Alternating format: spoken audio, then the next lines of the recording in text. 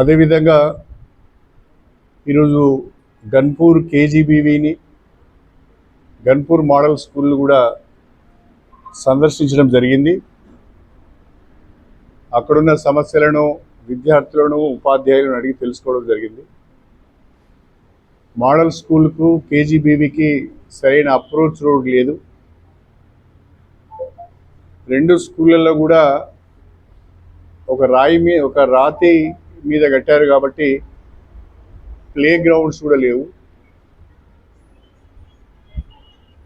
రెండు స్కూల్స్లలో కూడా land levelling చేయవలసిన అవసరం ఉన్నది, అప్రోచ్ రోడ్ వేయవలసిన అవసరం ఉన్నది.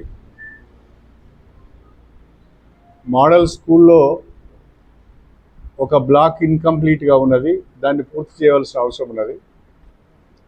కేజీబీవీలో లోపట అంతా ల్యాండ్ లెవెలింగ్ చేయవలసిన అవసరం ఉన్నది, బయట కూడా గ్రౌండ్ కొరకు ల్యాండ్ లెవెలింగ్ చేయవలసిన అవసరం ఉన్నది.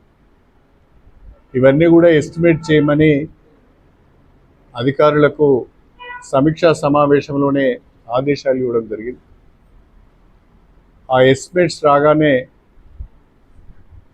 వాటన్నిటిని కూడా శాంక్షన్ చేయించుకొని పనులు చేపట్టడం జరుగుతుంది.